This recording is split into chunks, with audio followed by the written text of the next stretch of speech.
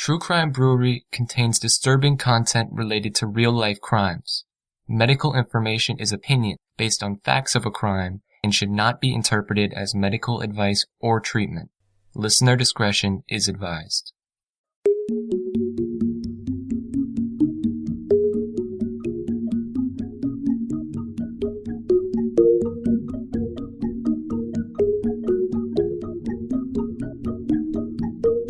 Welcome to True Crime Brewery. I'm Jill.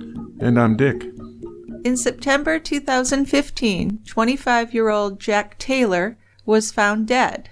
He was in the graveyard of St. Margaret's Church in East London. Jack wasn't the first young man to be found dead under these unexplained circumstances, all within a few hundred yards of one another.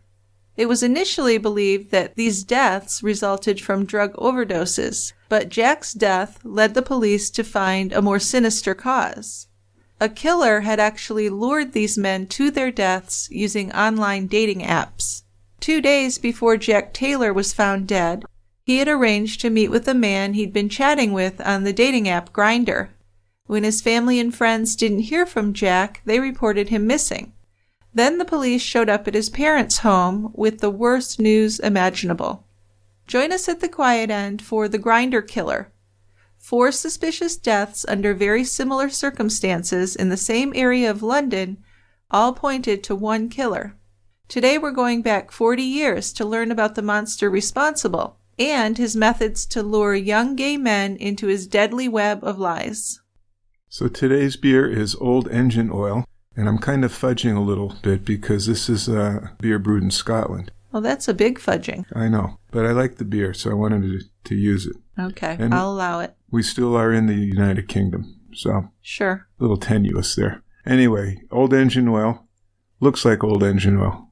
It's an opaque black beer. It's got a pretty thick, somewhat sticky tan head. There's a nice aroma of some chocolate and fruit.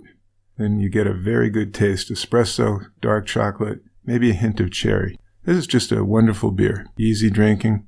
Only 6% alcohol by volume, so you're not going to fall off your bar stool after you drink a few. Sure. Let's have some. Okay, well, it's a weird name, but it sounds delicious, so I'll try some. Okay. Let's open it up. I think you'll like it.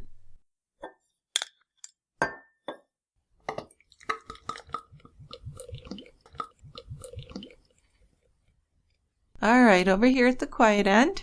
Come on over. Okay, I see. Yeah, there's still plenty of seats here, aren't there? Yeah, it's still early. Yeah. Yeah. So why don't you start us off? This is really kind of a disturbing case that I backed away from for a while because it's uncomfortable.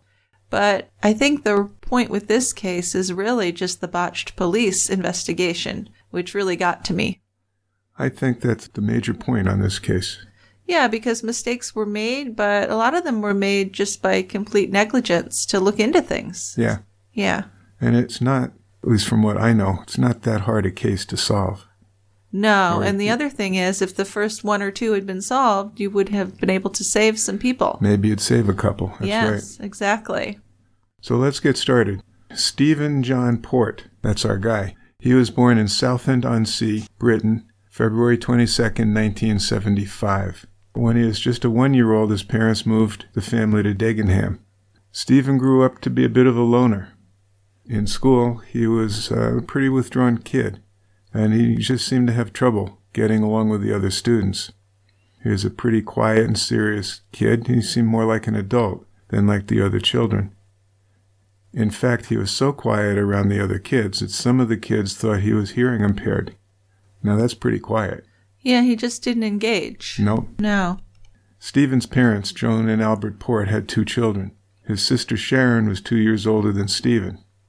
Now, at age 16, Stephen went to art college.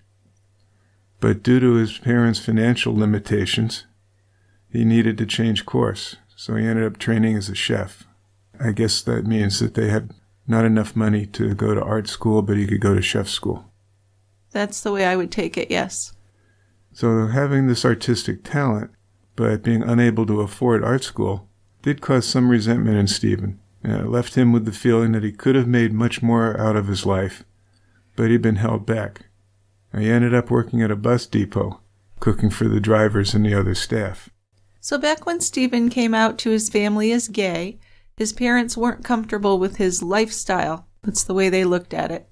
And his father blamed his son's shyness for his homosexuality, even suggesting that someone had taken advantage of him when he was little and turned him gay. So that's where Stephen was coming from. So some dysfunction. Just a bit. But not that unusual back in the day, I would imagine. Oh, no, it wasn't. So in his late 20s, Stephen got his own apartment in Barking, which was kind of the dodgy end of London, right? Sure. And he made new friends in the gay community. But those friends began to notice some things off about him. He cheated on each one of his romantic partners, for one thing. That's a big thing. Yes. And he eventually turned to earning money as a male escort. And then he became a pimp for other escorts. And he also began using drugs more and more. His drug of choice became GHB, which is a party drug that initially acts like a stimulant, but is in fact a depressant. It produces feelings of euphoria and relaxation, but if enough of it is taken, the user becomes unconscious, which is why it's also been used as a date rape drug. Yeah, it works quite well for that. Unconscious and then amnesia, usually following the event. Right, exactly. Stephen's mom, Joan, was closer to Stephen than his dad was, and she would visit him at his apartment. She said Stephen was very neat and tidy, always kept his apartment clean. According to Sharon, her brother had a boyfriend of sorts who was paying his household bills and expenses for him for a time, but she never met this guy. So also Stephen became known for lying about his background. He claimed to have been in the Royal Navy, to have graduated from Oxford, and to have worked as a special education teacher. And then, in his role as a chef, he claimed to help disabled students learn to cook. And Stephen had a lot of this misinformation posted on his Facebook page. So that's why we can read that and back that up. Yeah, I sure can. Now, there was a young gay man named Ryan Edwards who lived in the same neighborhood as Stephen. And he introduced himself to Stephen in 2005. Now, to Ryan, Stephen was a tall, quiet type of guy who didn't talk a lot, nor did he make a lot of eye contact. He just seemed pretty socially awkward. Well, like I said, as a child, Stephen seemed serious and adult-like, but then as a grown man, he had a real childlike quality. Ryan started to see Stephen as this different sort of guy, kind of immature and definitely socially inept. For one thing, Stephen collected and played with children's toys. And at a party at Ryan's house, Ryan gave Stephen a toy fire truck that he had found. But he didn't just display these toys, he actually sat on the floor in the middle of the party and played with the truck, making little noises and stuff. So that was bizarre. According to Ryan, Stephen seemed to be in his own world, and he showed no concerns over what the other people at the party might be thinking about this. So because he was so socially awkward, Stephen was very attracted to social media and dating apps. He wasn't comfortable going out to the pubs or bars at night to meet men, but online it was easy. He could portray the image he wanted others to see. He actually put a lot of effort into what he wrote in his online profiles and the pictures of himself that he shared. And he created multiple profiles on several sites and apps. So this allowed him to have a variety of identities, and it was not unusual for him to be with a different guy every day. The dating apps were great in his view because he could present himself as younger and as more attractive than he actually was. And that way he could attract the younger guys that he was attracted to. He was really comfortable in the company of men in their 20s, even when he entered his 40s. And the dates he sought out were these small-statured, delicate-featured men in their 20s. So this gave him the control that he really craved, that he liked to have over his partners. According to Ryan Edwards, Stephen often left his boyfriends with him, and Ryan got to know them quite well. So these guys would often complain to Ryan that Stephen mentally abused them, manipulated them, and controlled them. Flattering picture of Mr. Port, huh? Although they expressed these problems, many of them still continued to spend time with Port. They did, and it seemed like he got worse and worse as things progressed. He became physically abusive as well because Ryan saw signs of that. And it seemed to Ryan that Stephen was controlling them in some way to keep them from leaving him. So Ryan kind of backed off his friendship with Stephen Port after seeing large amounts of drugs in his apartment. He saw a big box on Port's kitchen table filled with bags of white powder and vials of liquid. And this was disturbing. This was way more than he could have just had for personal use. So Ryan wondered what he was up to, but kind of decided he didn't want to know. Yeah, exactly. So then by June of 2014, Port's appetite for young men and drugs led into more drug-fueled sex acts and violence. His desires and his internet searches became more perverse and more dangerous, and he became obsessed with finding young men. Yeah, and he was able to find quite a few of them. Well, yeah. He never didn't have any trouble. No, but if you looked at him, really not an attractive guy, especially when he got a little older. He was bald, his eyes were kind of off. He just wasn't very attractive. But he was able to portray himself on the dating apps using younger pictures and filters and things. And then once he got these people in his clutches, there was some way that he did control them. So on June 15th, 2014, Port connected online with 23-year-old Anthony Patrick Wallgate. Anthony was a second-year fashion and art student at the University of Middlesex. When he moved from Hull to attend the university, it was difficult for him to pay his bills. So Anthony had run an ad on the Sleepy Boys app to get jobs as a male escort. And being an escort gave him enough money to support himself while he worked on his education. Then on June 15th, 2014, Stephen Port contacted Anthony on Sleepy Boys, and he offered him £800 if he would come over to Stephen's home overnight for sex. So after Anthony set up the appointment and got the location from Port, he told a friend of his about the date and where he would be, and he even shared the fake name Port had given him, which was Jodine. So he gave this information to the friend, saying, "Just in case I get killed." He didn't know he was being prophetic. No. Right after Port made this date with Anthony, he went online and typed in the search, "drug rape pornography." Then 2 days later, he went to the Barking rail station at 10 p.m. to meet Anthony and bring him back to his apartment. 2 days later, on June 19th, the police received a phone call about a dead body that was found in front of a nearby apartment building on Cook Street, right near Stephen Port's apartment building. So it was Stephen himself who made this anonymous call to 911 that morning. And it's interesting because he hangs up a couple times. He's trying to act like he just drove by and saw this body sitting there right outside of his apartment. So let's play the 999 call. Emergency ambulance. What's the address of the emergency? It's Cook Street. There's a young boy. Looks like he's collapsed outside. I don't know. Outside of which number? 4758. Sorry? 4758, I think. 47 Cook Street. Yeah. What area? Barking. It looks like he's collapsed or had a seizure or something. He's just always just drunk. But, What's the telephone number you're calling from? I'm just pulled up in the car. I've got to get my card on the parking. That's alright, don't worry about that. What's the telephone number you're calling from? Hello? Hello? Hello? Hello, the ambulance service. Well, the car's in there. Just confirm the location. Oh, I'm just giving it away now. Where was it that they were outside of? Cook Street. What door number? I don't know, I didn't look. You said 47 before. Yeah, so yeah, what's 47? Yeah.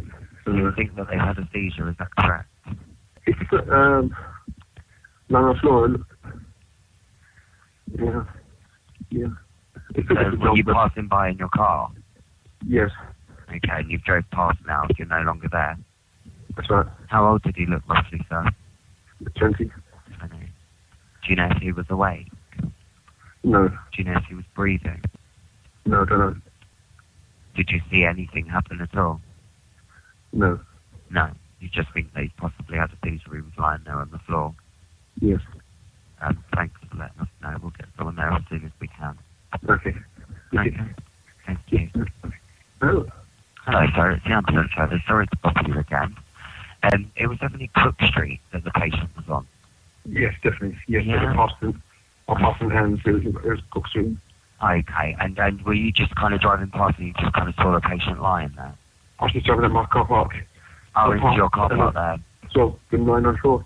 I Okay. got out, and I look at him, Yeah. called you, but got back in the car. Alright, no worries. Just wanted to be sure we've got someone there anyway. Thank you for your help, sir. Sorry to bother you again. Okay, no worries. Right, Sure. yeah. Bye-bye. Yeah. Okay, so he hung up on them twice. And another thing I thought was noteworthy is how he gave them the building number, and then the second time they called him back, he said he didn't know. Yeah. They Very had to suspicious. remind him that you told us this before. Right, so I kind of felt like the operator was very suspicious of him. Mm-hmm. But it really wasn't followed up on, at least not to the point it should have been. No. So when the police showed up at that scene, they found Anthony Wallgate's body propped up against Port's apartment building wall. His shirt had been pulled up around his chest and his pants zipper was undone.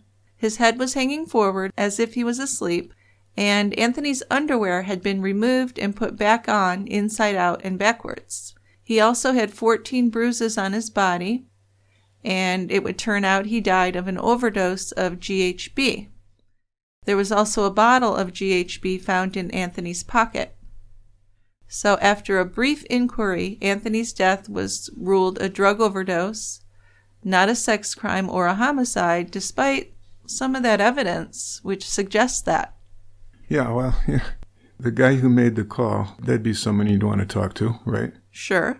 And it seems like, they found the GHB in his pocket, and they learned on autopsy that he'd had an overdose, so that was enough investigating for them. Exactly. Right. And they would look into Stephen Port a bit as the caller, but they didn't really investigate him as maybe being responsible for this young man's death. So very poor investigation. Yeah, not much at all. Yeah, so this death from GHB, that's what killed all 4 of Stephen Port's victims, which we'll get into the rest of them. But I thought before we get into that, maybe you could explain a little bit about GHB, the mechanism of action, and why that would be a drug that Stephen Port would use. Well, sure. I'll try anyway. So GHB is a metabolite of the neurotransmitter GABA, G-A-B-A. That's gamma-aminobutyric acid. Now, GABA is the most prevalent inhibitory neurotransmitter that's in the central nervous system.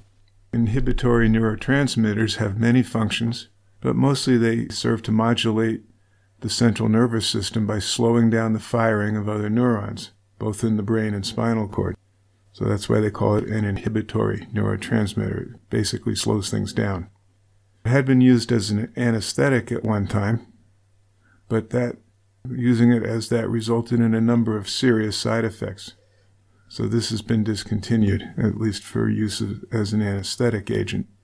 GHB did become a popular drug in the 80s because it was used to improve athletic performance and reduce body fat. So its popularity, it was popular with bodybuilders, and this popularity continues. Although the drug is not an anabolic steroid, even though it's often portrayed as one. And then it also has a reputation as an aphrodisiac, and it is one of the major date rape drug of those drugs used by sexual predators. GHB's use was banned by the DEA in 2000, but a couple years later it was found to be useful in treating narcolepsy, which is the disorder where you just conk out, you fall asleep. Yeah, so I find that strange if it can make you unconscious, but it can be used to keep you conscious. It's weird. Yeah. Yeah. So because it was found to be useful in narcolepsy, it was given special permission by the FDA to be used specifically for that purpose. And it can be produced artificially by using some very common ingredients. So anybody, you don't even need a chemistry degree. It's a fairly simple drug to make. He had a lot of it. Yeah. Yeah, whoever found that stash, that was not just for personal use. He was selling it. You think he was selling it? Okay. Or I thought maybe he was just using it on these young men, but selling it's also a possibility. Well, the amount, and I don't know, the BBC special or documentary that we watched, Yes. there was a ton. Yeah, there was a lot. Maybe that was for television, but there was a lot of GHB. Yeah, it did really show it as being a lot. So its abuse does still occur in 3 major groups of people. It's used as a rave or a club drug, and it still has a reputation with younger people as being a safer alternative to ecstasy. So it produces feelings of euphoria and sociability, and it's still considered to be an aphrodisiac, although there's no proof of that. Predators still use GHB as the date rape drug, like you mentioned, because it can produce unconsciousness and memory loss when given to people who take it unsuspectingly. Athletes and bodybuilders do still use GHB as a fat-burning aid and to increase energy and their athletic performance, but its ability to increase muscle mass as an aphrodisiac and as an athletic performance enhancer are just mostly not true. It doesn't really work. Its effect on memory and consciousness when used as a date rape drug, though, is very valid. It does work for that. Yeah, but there are some dangers, right? Absolutely. Quite real. Now, the first one, the biggest one, even extremely small amounts can be toxic. So the safe range of the drug is pretty small, very small. Then if you use it chronically, it can produce hallucinations, confusion, violent outbursts, and issues with depression. Also can cause seizures. Then using GHB results in large increases in serotonin and dopamine in the central nervous system. And the release of these neurotransmitters accounts for the euphoric effects and the increased sociability that seems to occur in users. But when an individual stops using the drug, the levels of these neurotransmitters drop, and that leads to issues with apathy, depression, hopelessness, and lethargy. Small amounts of the drug affect memory while a person is under the influence of the drug, and individuals basically can't recall events that took place while under the drug's influence. So this is the biggest reason sexual predators like using GHB. And then finally, GHB has some effects on the hypothalamus, and that's an organ in the brain involved in maintaining a number of regulatory functions in the body. So one of the consequences of GHB is that the regulatory functions of the hypothalamus regarding body temperature can be disrupted, and you can become overheated very quickly. So it's really not something you should be messing around with. Boy, it sure isn't. And of course, giving it to someone without their consent is a horrible thing to do. So police did investigate the number they received on that 999 call, and they learned that it belonged to Stephen Port. 1 week after Anthony was found dead, officers visited Port and they asked him some questions. And after this cursory investigation, they found out that Port had hired Anthony as a male escort. So they arrested Port for suspicion of perverting the course of justice. In simple terms, he was just charged with lying to the police. This was mostly because he didn't keep his story straight that they even charged him with that. He was very consistent, though, in his claim that Anthony had willingly taken the GHB, and the police just took his word for it. So according to Port, Anthony had wanted to take the drug to get horny and to get high, and he'd shown up with a small brown bottle of the drug himself. He'd said that it wasn't until after he returned from an 8-hour night shift at the bus stop diner that Port found Anthony stiff in his bed where he had left him, supposedly alive and fine. Now, he claimed that he was still alive when he found him, but he was making a gurgling noise.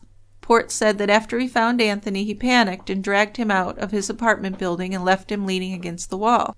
Port claimed to not have checked if Anthony was still alive, so he didn't know. And then he got into his car and drove and decided to make that 999 call. So to me, even if that was the behavior he was responsible for, he probably should have been charged with more than just lying to the police. Yeah, I just don't like that story, Well, it's not a true story. We're pretty sure of that. But the fact that the police believed it and didn't do further investigation is concerning. In March 2015, Port was convicted and sentenced to 8 months in jail, and he served just 3 months. He wore an electronic ankle band until June of 2015. Then the case was closed. DNA samples were not even tested. Computers that were found were not examined. If Port's computer hard drive had just been searched, police would have seen several disturbing online searches that he had done right before he contacted Anthony on the Sleepy Boy site. And these searches included date drugs to rape gay boys and unconscious boys rape videos. Several other things in a similar vein as well, which really is concerning, because even if you didn't believe that he purposely killed this young man, certainly rape was something that should have been considered. Well, if they had delved a little deeper, yeah. Absolutely. This, at the same time, this is the first one. I'm more concerned when this happens again and again, that there should have been a better investigation. I can kind of see if this is the first case, maybe they'll figure Port's okay, or his story's okay. Well, maybe, but they should have investigated it in the very least. I see what you're saying, because as there were more people, it should have been more obvious. It certainly should have been. But even early on, they should have done a deeper investigation into what actually happened. Yeah, they could have. And a lot of people would say if this had been a young woman in a heterosexual relationship, it would have been treated differently. And I do think that's a good possibility. I think there's some homophobia to this, or just not caring. You know, there's the gay aspect. There's also the drug use aspect, where people who are drug addicts or using street drugs are often written off as not being equal to other people. And they also do that, of course, with gay people. So I think that those were two strong factors in this investigation really thoroughly sucking. Yeah, I don't think there's any question about that. And this was just the beginning of the police allowing Stephen Port to get away with murder. You know, no members of the LGBT community in that area were even interviewed.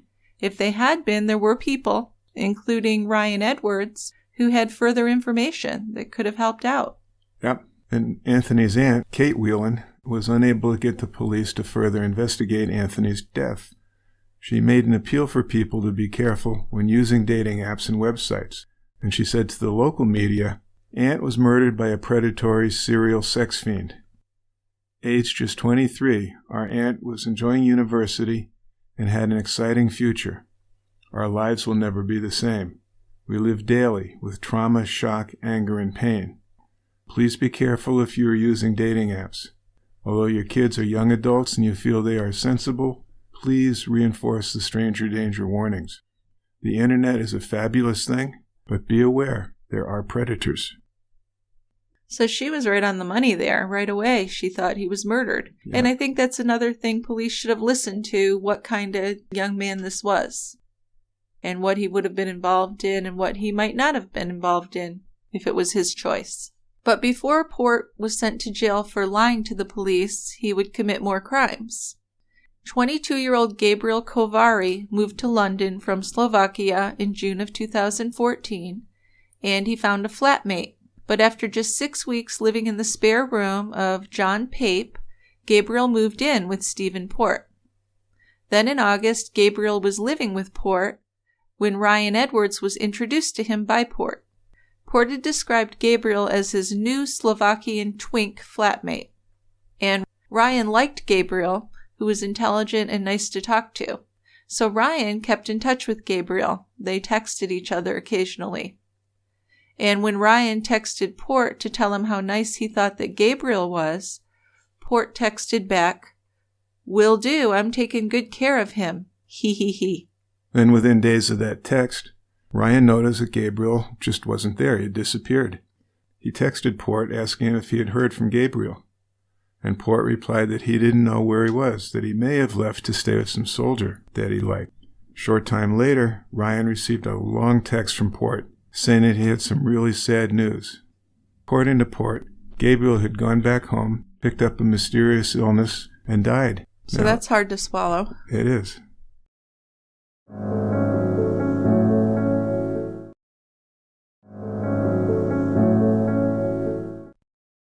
Port also told Ryan, don't mention this, don't say anything to his friends and family, particularly on Facebook, because they're already really upset. That wouldn't help them. Right, exactly. But Port had killed Gabriel with an overdose of GHB. Then he'd moved Gabriel's body a few hundred meters away, this time to the graveyard of St. Margaret's Church.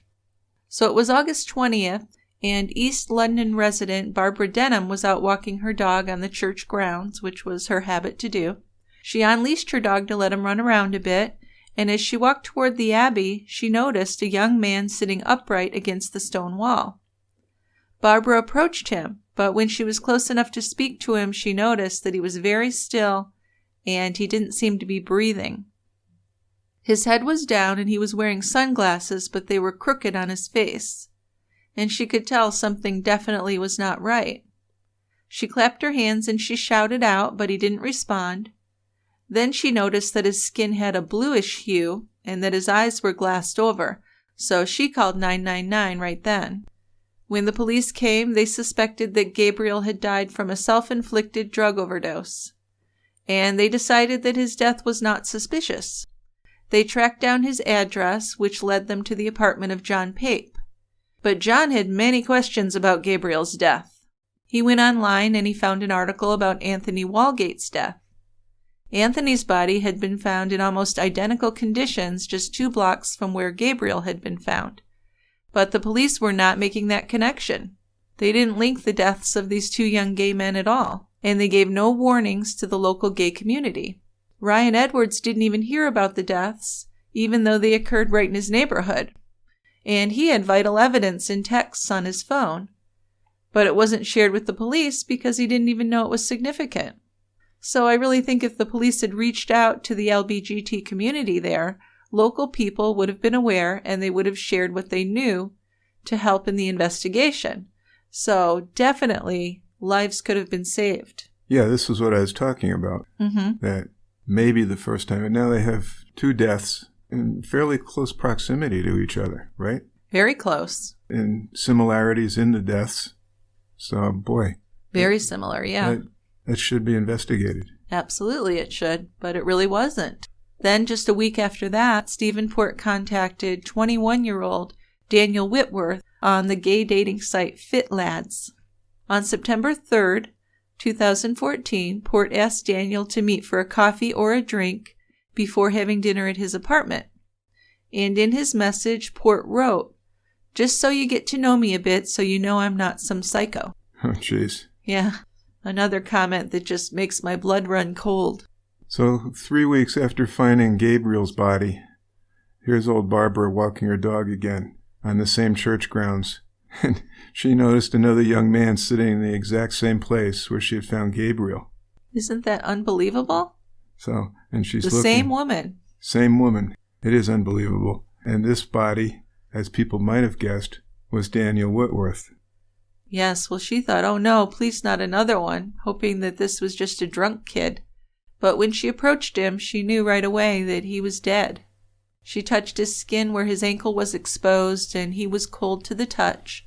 So she called 999 again from her cell phone, but she wasn't as calm this time, because she thought there was a pattern. So, even Barbara right there, not a policewoman, not an investigator, but she made the connection in her mind. She's found 2 dead bodies in similar circumstances. So her voice was really shaky as she called the operator and said she'd found another dead boy. So of course this is suspicious to anyone in their right mind, and Barbara was just not impressed with the police response. So a curious thing about this one is that Daniel had a suicide note found beside him. And the note suggested that he was responsible for the death of Gabriel Kovari by overdose on the party drug GHB during a sexual hookup that they had had. So Daniel Whitworth had committed suicide because he couldn't deal with the guilt, was what they would have you believe from this note. So here's the note. "I'm sorry to everyone, mainly my family, but I can't go on anymore. I took the life of my friend Gabriel Klein. We was just having some fun at a mate's place and I got carried away and gave him another shot of G. I didn't notice while we was having sex that he stopped breathing. I tried everything to get him to breathe again, but it was too late. It was an accident, but I blame myself for what happened, and I didn't tell my family I went out. I know I would go to prison if I go to the police, and I can't do that to my family, and at least this way I can be with Gabriel again, and I hope he will forgive me. By the way, please do not blame the guy I was with last night. We only had sex and then I left. He knows nothing of what I have done. I have taken what G I have left with sleeping pills, so if it does kill me, it's what I deserve. Feeling dizzy, now as I took 10 minutes ago, so hoping you will understand my writing. I dropped my phone on my way here, so it should be in the grass somewhere. Sorry to everyone. Love always, Daniel P.W. Now, what the police did was they didn't show the entire note to Daniel's parents. They just showed like the bottom half or something. And they looked at it, the parents looked at it and said, that's not something that Daniel had written. Didn't look like his handwriting. Didn't sound like they knew he would sound. So the police did not take their opinion into account. They ended up telling the parents, well, it is what it is, and you're just going to have to deal with it. Well, that's really nice. Yeah, it's a big help. It really is. And his parents were just so confused because Daniel was a happy guy, no history of drug abuse, and his death just made no sense. Daniel had been raised most of his life by his father, so he was just the apple of his eye. He was everything to him. He was his father's only child and just adored by him, and of course his stepmom had grown to love him as well. So this loss was completely overwhelming for the family, but they felt that the police were uninterested in even doing an investigation, which just made it worse. The pathologist who examined Daniel's body did note that there was bruising below both of Daniel's arms, which may have resulted from manual handling of him before he died. Still, the police didn't view his death as suspicious at all. They accepted what was written in the note, but Daniel's parents thought that the police were having the handwriting professionally analyzed. They gave the police samples of Daniel's writing and waited to hear back about that. Yeah, now later on when his parents were able to see the entire note, they found it was so cold and matter-of-fact that there's nothing telling them it was actually from Daniel. And it also said, don't blame the guy I was with last night. Which is super suspicious. Right? Yeah. So Daniel's parents wanted to know, who's that guy? Well, sure, and you think the police would have wanted to know. That's such an obvious way to try and deter someone. Well, you would think. In fact, they asked that question of the police, and the police said they didn't know, and they might never know. They didn't really care who it was. Nope. But, if they just made that connection to Anthony, they knew that Anthony was with Stephen Port. Stephen Port had been arrested for lying to the police over Anthony's death. So the fact that they didn't look into him right away on this is just mind-boggling. And if they'd done a thorough investigation, they could have quite easily made the connections to solve this case, but they just weren't interested. They sure didn't seem that way. Now, when Gabriel's ex-flatmate, John Pape, heard about this third death, he was worried that the deaths were all connected, and he became concerned for his own safety. Well, yeah, he doesn't know who's murdering these gay men in his area. Right. So he calls up the police, but they assured him these deaths were not murders. Don't worry. Yeah, he's actually concerned. He says, this kid was my roommate, and he was found dead. 2 other young men were found dead. I'm a gay young man in the same area who knew him.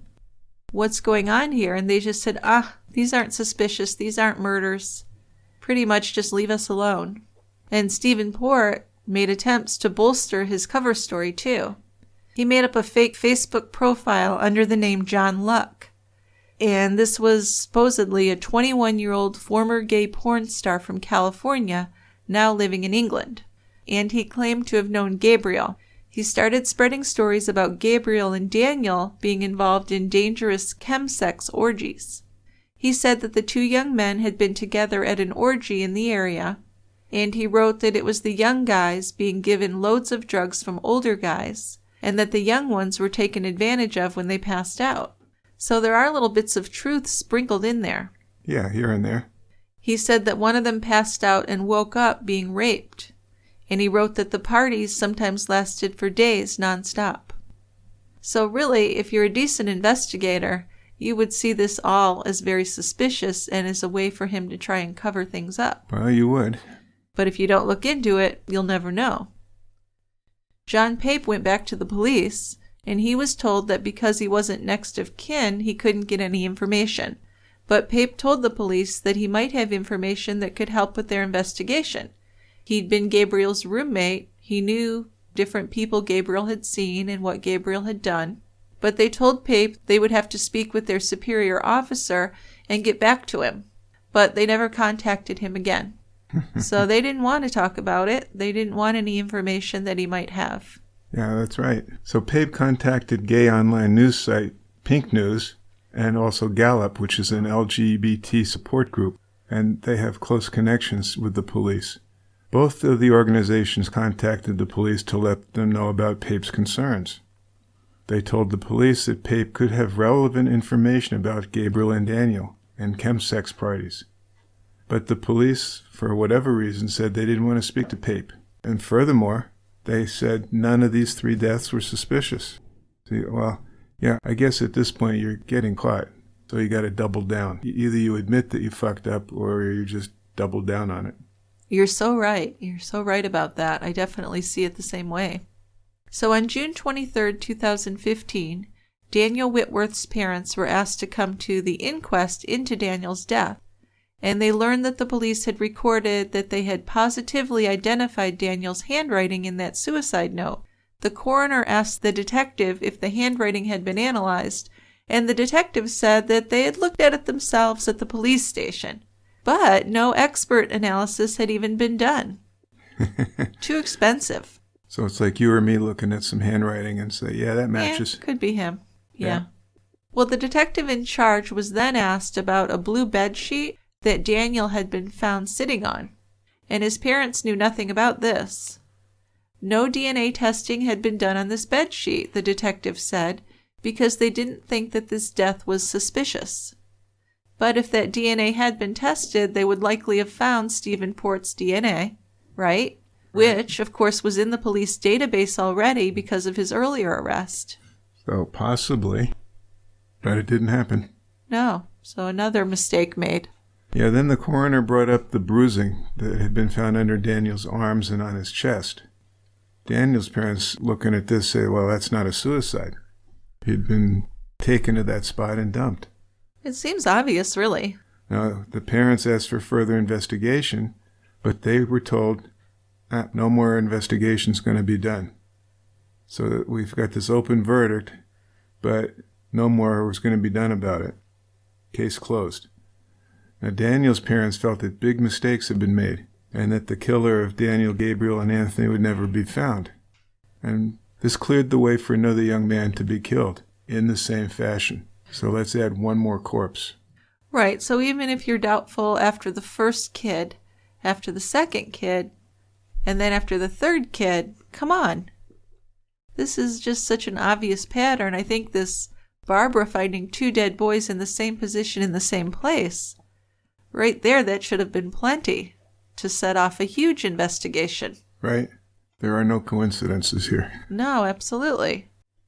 So on September 13th, 2015, Stephen Port exchanged messages with 25-year-old Jack Taylor. Jack lived in Dagenham with his parents and worked as a forklift operator. He had 2 sisters he was very close with as well. So Jack didn't come home that Saturday night, and on Monday he still wasn't home. The police showed up at Jack's parents' house and informed them that Jack was dead. The police told the family that Jack was found in the St. Margaret's graveyard and that he was dead of a drug overdose. They'd also found a syringe in Jack's pocket and a needle mark in his arm. But his family didn't believe that Jack would willingly take these drugs. He was anti-drug, so he certainly wasn't going to be injecting himself with drugs. Not likely. So Jack's sisters were really heroes in this case. They got a lot done because they weren't going to accept this.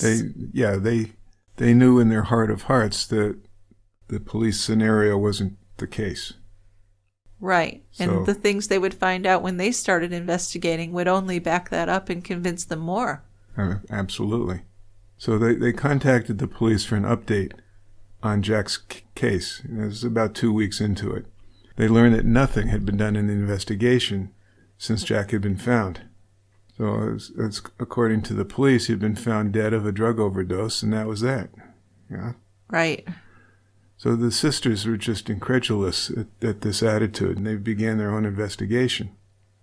And it didn't take them long to find out about the other 3 nearly identical deaths, for sure. No, all it took was a simple internet search to make this connection, and it's a connection the police were unwilling to make. It was a real difficult connection to make.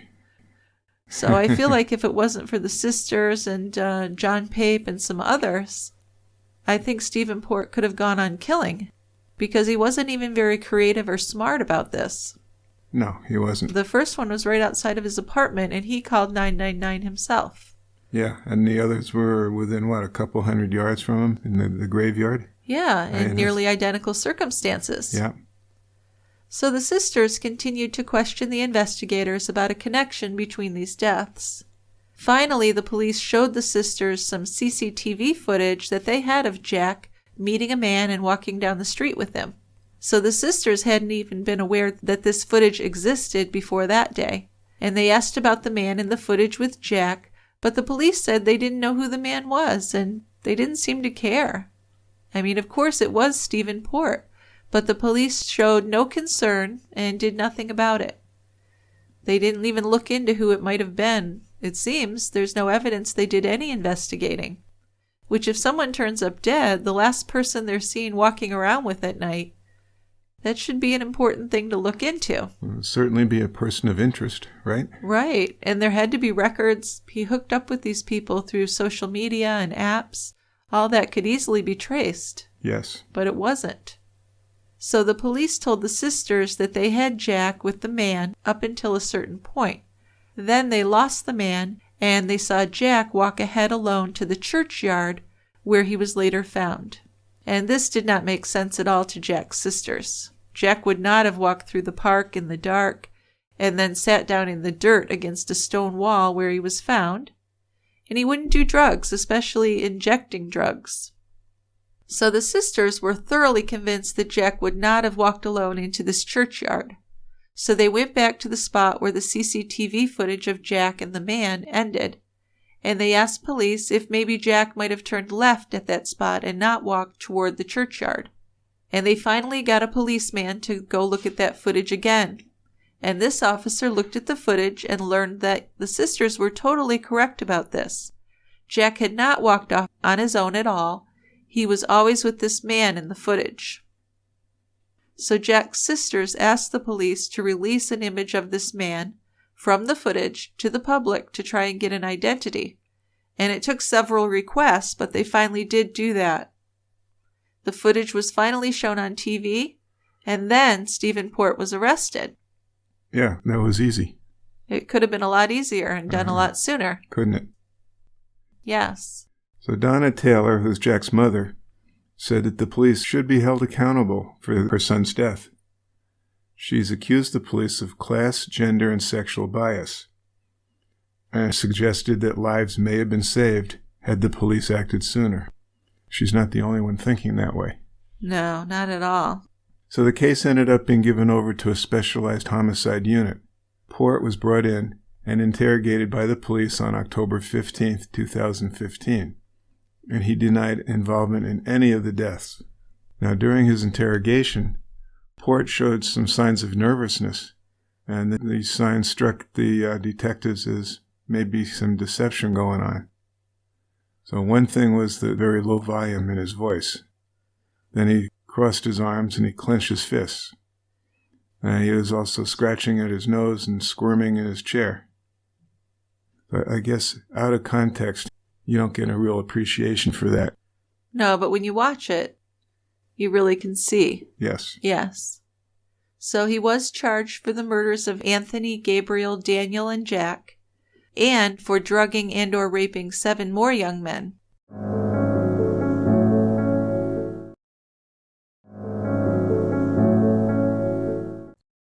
So the prosecution opened by telling the jury that Stephen Port would meet young men through websites and dating apps such as Grindr, and the case against him would show a man who was in pursuit of nothing more than his own sexual gratification, a man who had no qualms about drugging and sexually assaulting his victims.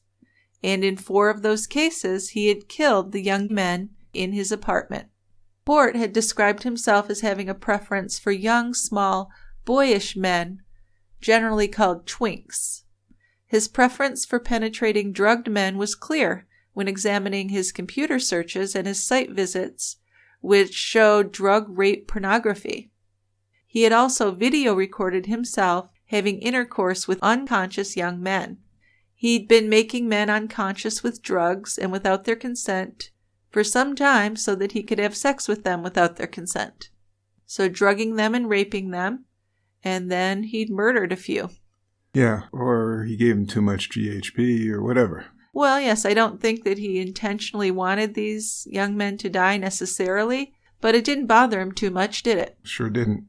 It turns out that GHB wasn't the only drug that Port used on his victims. He had also used amyl nitrate, Viagra, Meow Twins, T or Tina, and crystal meth. Amyl nitrate, the Meow Twins, T or Tina, they're stimulants. So's crystal meth. But the significant thing in this is the GHB. Postmortem toxicology on the 4 who died showed that each had died from high doses of GHB. So Port was convicted, and he was sentenced to life in prison with what they call a whole life order, meaning he probably will never get out. The evidence had established that Stephen Port's sexual preference was for penetrating very young men whom he rendered unconscious by giving them drugs. His drug of choice was the GHB, and this drug is highly dangerous since the resultant toxicity can cause dizziness, nausea, and then drowsiness, and then unconsciousness, and eventually a coma, respiratory failure, cardiac arrest, and death. And that's what happened to those 4 young men. Oh, it's very pleasant. Isn't that horrible? And one of the particular dangers presented by the drug is that whether presented as a dissolved powder or as a liquid, it is colorless, and it can be readily used to spike a drink without being detected, because the taste can be easily masked by mixing it with strong or sweet flavors. So this is something he'd been doing probably for quite a while. I'm certain that all of his victims had not been found or come forward. Yeah. His earliest known victim was referred to as Victim A. This is an intelligent and articulate university student who in 2012 was just 19 years old. He made contact with Port on Grindr. And he went to Port's flat. They talked for a bit, and Port seemed pretty friendly. Wasn't any alarm bells going off. Then he was given a glass of wine, and after he drank it, he saw that there's some congealed powder at the bottom of his glass. Now, there's a giveaway. He suspected immediately that he'd been drugged. And he does remember feeling feeling dizzy and disoriented. Then he lost consciousness. And he was aware that he had been taken into the bedroom, undressed, and raped by the defendant. But he felt mentally and physically unable to resist because of his drug state. Yeah, when he returned to university, Victim A had told a friend and sought out medical advice because he believed that he had been drugged. He came forward to the police following the report of Stephen Port's arrest. This led to Port's conviction for administering a substance with intent to stupefy or overpower this victim, so as to enable him to engage in sexual activity with him without consent. So this led to a conviction for rape as well. Now, Victim B was 20 when he met Port through another gay website in June 2014. He said that he felt safe and comfortable with Port, who seemed like a really nice guy. He also was given a drink which made him go unconscious, and when he woke up, he described what he called a terrifying effect. He felt as if he had no control over his body, and he was shouting and screaming and calling out for help. He said that Port then took him to the bus station in his drugged state, and there officers from the transport police saw him distressed, incoherent, unsteady on his feet, and vomiting. This victim wasn't able to say for certain if Port had penetrated him in this condition, so there was no rape charge in this case, but there was a charge of administering a substance with intent.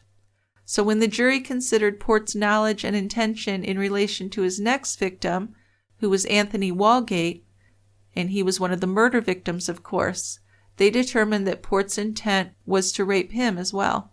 So Anthony was victim number 3. Yeah, he was 23 years old at the time of his death. I guess we should call him victim C, because I had A and B.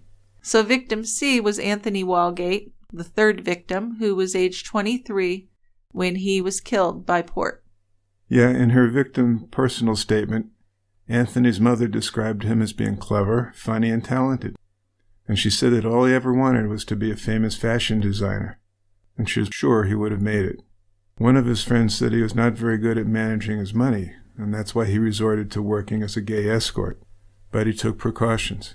Not enough. He always got the client's address in advance, and he took a photo, which he always posted to friends so they would know where he was and who he was with.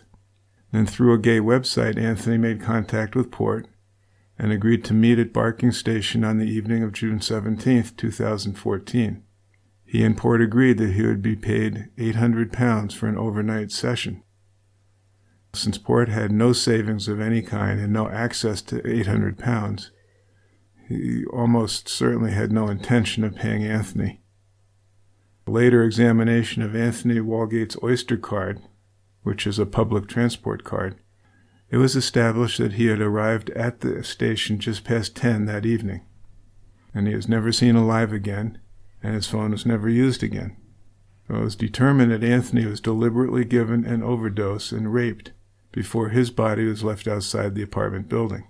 So for a variety of reasons explained by the pathologists, it wasn't possible to say exactly when Anthony died, but he was dead when Port calmly went to work the following day. He returned from work about 4 o'clock in the morning on June 19th, and by this time he had redressed Anthony's body, which was likely already stiff with rigor mortis. He dragged the body outside, planted a small bottle of GHB in his pocket, and removed and disposed of Anthony's cell phone. He then called 999 and reported that he had, by chance, come upon the body of a young man collapsed outside of his apartment building. The pathologist reported that the GHB levels in Anthony's body were high enough to cause his death. Later, Port was interviewed. Even when the police told him that they knew that he had met Anthony through an online dating app, Port had continued to deny it. But then he changed his story to say that Anthony had visited him at his flat, but that his death was the result of a self-administered drug overdose. So he said that Anthony had drugged himself and he had moved the body outside because he panicked. He even suggested that he was afraid that they might suspect him of murder. So his earlier lies had led to his conviction for an offense of perverting the course of justice. And he repeated his story to the jury, but they rejected it. Port was convicted of administering a substance to Anthony Wallgate and to the murder of Anthony Wallgate. So victim D, or number 4, would be Gabriel Kovari. He moved into Port's flat on August 23rd of 2014, and there were signs that Port's feelings for Gabriel were not reciprocated. Gabriel sent a text to a friend saying that he had slept on the sofa and didn't want to sleep in the same bed with Port. The last message sent from Gabriel's phone was at 5 o'clock in the morning on the 25th.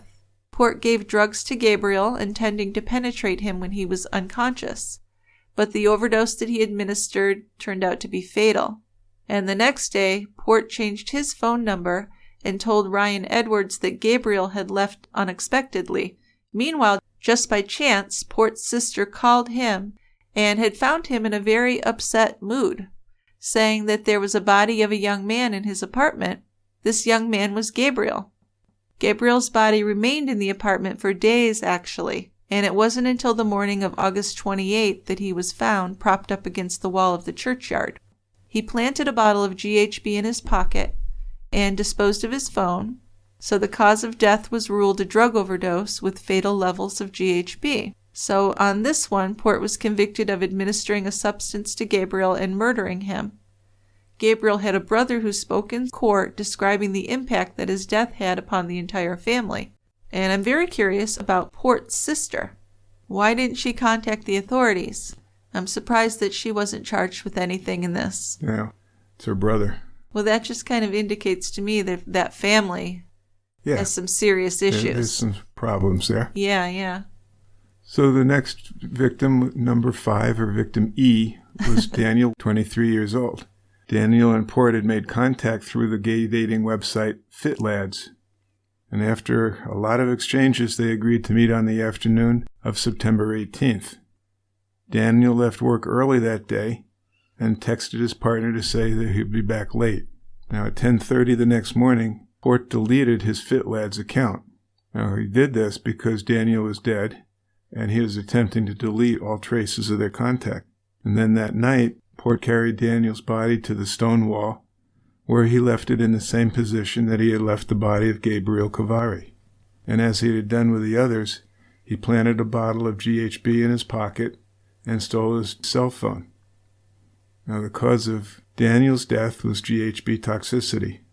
Now, this time, Port wrote a suicide note explaining that Daniel had deliberately taken a drug overdose because of the guilt he felt after administering the fatal overdose to Gabriel. Now, under cross-examination, Port's story unraveled, and the truth was exposed that Port had killed both these men. For Daniel Whitworth, Port was convicted of administering a substance, rape, and murder. Then victims 6, 7, and 8, or FGH. FG and H. I think we can drop that. Okay. They were drugged and sexually assaulted. One of them was considerably older than Port's other victims. He was 35, so a little out of character for Port.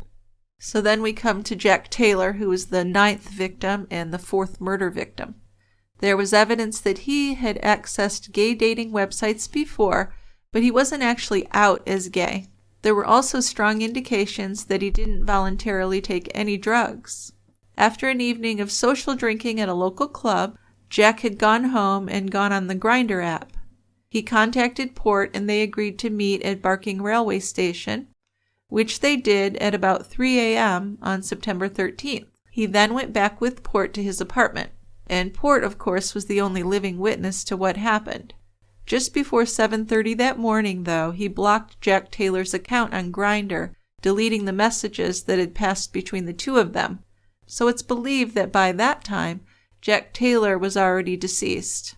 Later that morning, Port deleted his own Grindr account too, and he sent a series of messages discouraging his roommate from returning home that morning. He didn't want him to return and find Jack Taylor's dead body. Well, that wouldn't do. No, which actually must have remained in the flat all day long. Then later that night, he'd taken Jack's body to the churchyard and positioned his body. He planted a bottle of GHB in his pocket, and he also planted a tourniquet and some medical wipes to make it look like he had self-administered the drug. As he'd done with the others, he disposed of Jack's phone. The toxicologist found GHB at fatal levels.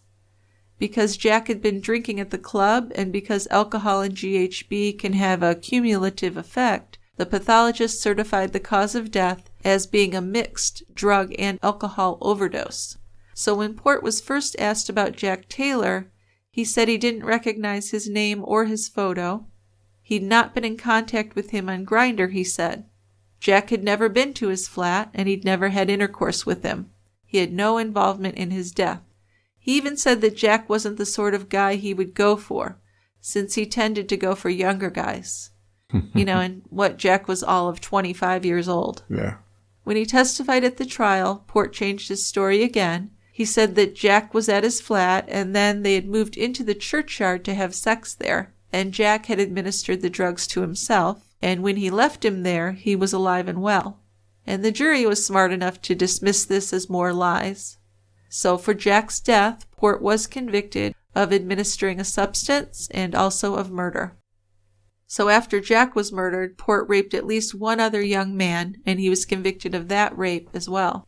So just a big string of victims. I guess. So one of the biggest issues in this case, in retrospect, is the lack of interest by police to solve the case and their incompetent investigation of the cases.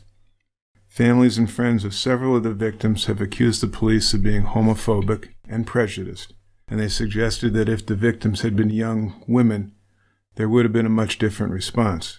Yeah, and maybe if they were in a more upper-class neighborhood, that was another thing. Right.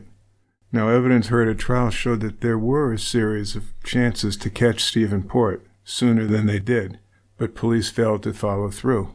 Well, it's almost like they were resisting following through. They weren't just not doing it, they were fighting against it, really, because there were people calling and trying to give them information which they didn't even want to take. Yeah, well, you're questioning my work here. Yeah, exactly. How dare you? Yeah, probably something like that. In 2019, the Independent Office of Police Conduct, IOPC, had an inquiry where 17 officers were investigated, and they did identify systemic failings within the police. But none of these officers investigated for misconduct faced any disciplinary action. So it's very similar to the way we do things here in the U.S.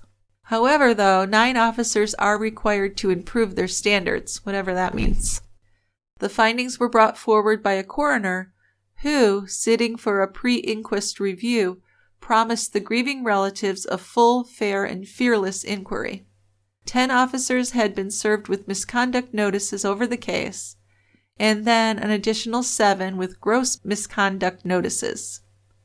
So the 17 ranged in rank from constable to inspector. However, the IOPC findings mean that none of them will face any disciplinary action at all. A spokesperson for the IOPC said that none of the officers involved in the investigations breached professional standards that would justify disciplinary proceedings. They did make recommendations to address some of the systemic failings that were exposed and identified, and the performance of 9 officers fell well below the standard required. Well, yeah, but nobody's lost their job. No. Nobody's really been disciplined. I know. Okay. It's really sad. So John Pape, who was Gabriel Kovari's former flatmate and the one who had raised concerns with the police investigation into the deaths, said that the IOPC announcement made his blood boil. Sure. He told the BBC it contrasted with the basic facts of a disturbingly incompetent initial investigation.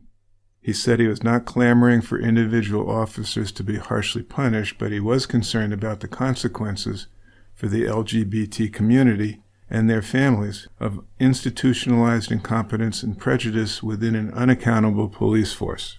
Absolutely. That says it. It does, because Pape and Jack Taylor's sisters, if it weren't for them, who knows? More people probably would have died. Yeah.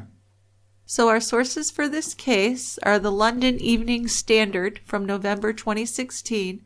That's an article by Tristan Kirk. Also, we followed the BBC News from 2012 to 2020, the UK Independent News. Also, there's an excellent documentary from the BBC on Stephen Port. It's titled The Grindr Killer, and that came out in 2016, and it's available on YouTube. Also, we got a lot of information from Pink News Online from March of 2017, and the documents of the Judiciary of England and Wales, and the sentencing remarks of Dr. Justice Openshaw from November 2016. TCB's music was written and produced by Tristan Capel. If you have any comments, a case suggestion, or a beer recommendation, please send us an email to truecrimebrewery@tiegrabber.com. Or in our show notes, there's a link to record a voicemail or to contact us through our website. If you'd like to get your future episodes of TCB commercial free, get extra members-only episodes each month, and get a free beer glass bottle opener or a set of coasters, along with other TCB swag, please consider subscribing as a tie grabber at tiegrabber.com. Also, if you enjoy our show, we'd very much appreciate your leaving a review for us on iTunes or wherever it is that you listen to the podcast. That really goes a long way in getting new listeners and positive exposure for the show. All right, and you have some feedback for us, Dick? I do.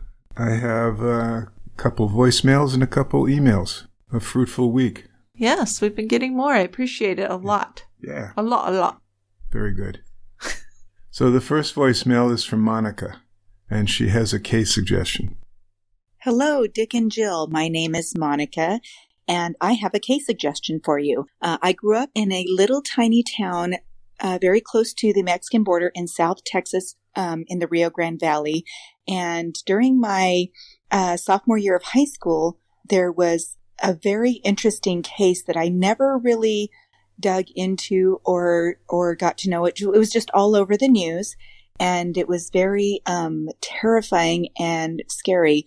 The Rio Grande Valley is home to South Padre Island, which is a hot spring break spot for college-age students. And me as a high schooler, I worked at the Raymondville McDonald's, and I would see spring breakers come in and out, and they would just flood in between March and April, depending on when the schools let out for spring break. And it was a big hot spot very close to the Mexican border near the Tamaulipas town of Matamoros, Mexico.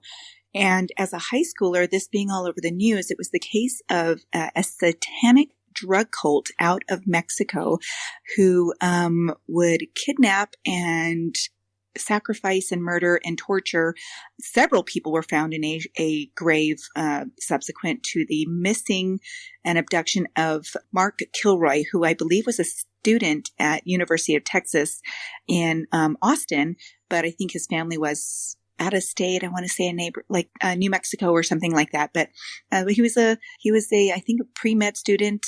It was all over the news, and I just would love to hear you guys cover this case. It was very interesting, and it had a lot of different elements to do with the satanic cults, and there were several bodies found.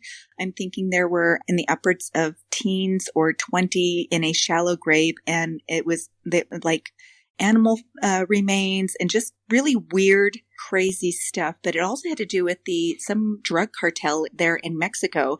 But it was just very interesting to me. I never really dug into it because at the time, as a 16-year-old high school student, I only heard what was on the news and several of the details were spared.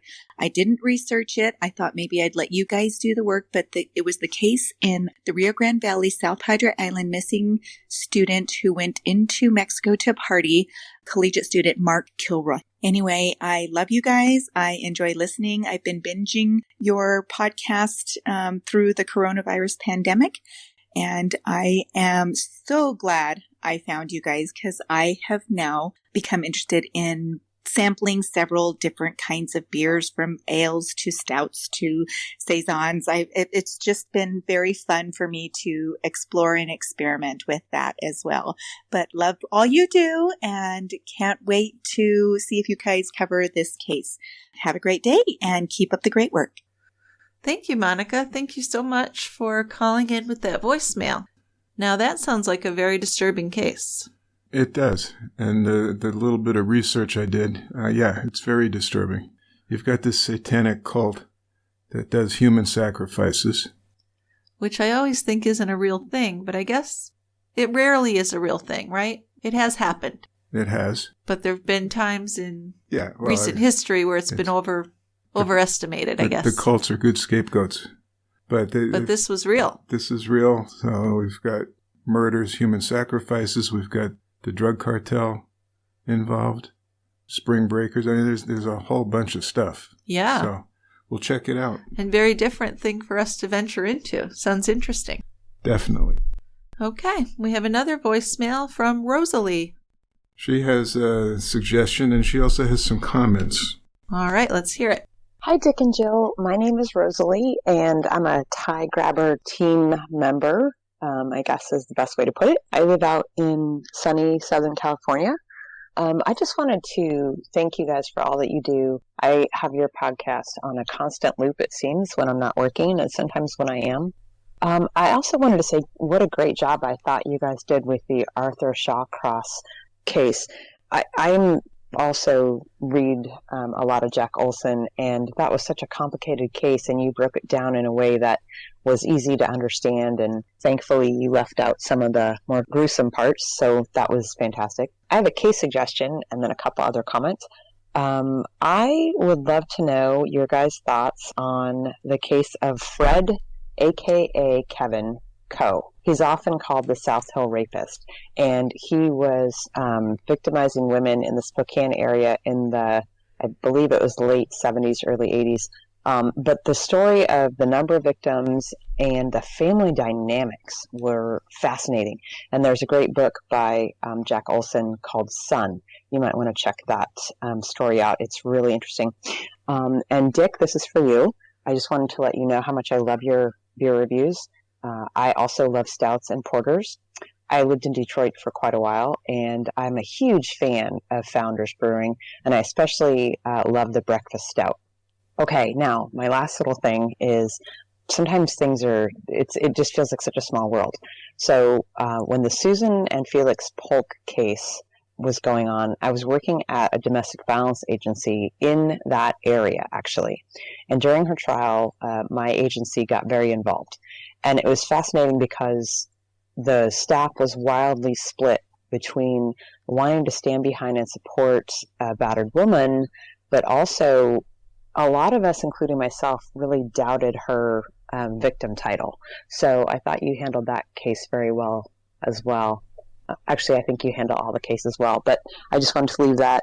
I know how much Jill loves voicemails, so thank you both for all you do. I really appreciate it, and I will be a Tie Grabber member for as long as you're on the air. Thanks for all you do, guys. Hope you're well. Thanks so much, Rosalie. We do love voicemails, and we do appreciate it. Yeah, I read that book years ago, and I was looking in my bookcase to see if I still had it, but I don't. What book? Son. Okay. But it was fascinating. And the other interesting thing was that when Rosalie was talking about the family dynamics, after his conviction, his mother tried to hire a hitman to kill the judge and the prosecuting attorney, something like that. It was just, wow.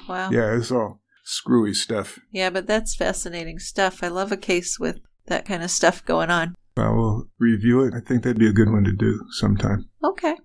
So. Yeah, the Susan Polk case was fascinating. Yeah, that was a good case, too. So it's nice to hear a little feedback on that as well. See? Yep. And Founder's Beer, yes.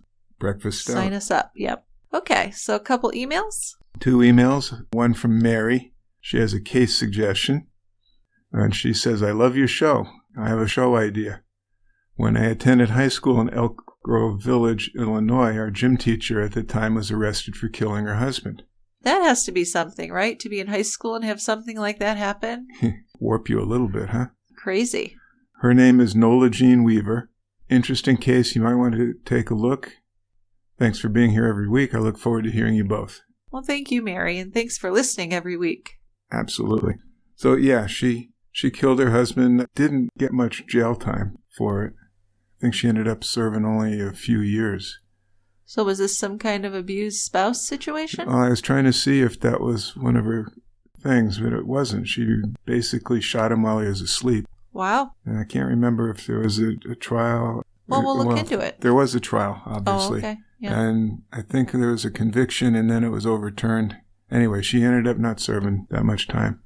And she's a real sweetheart because she was having an affair with her boss at the school.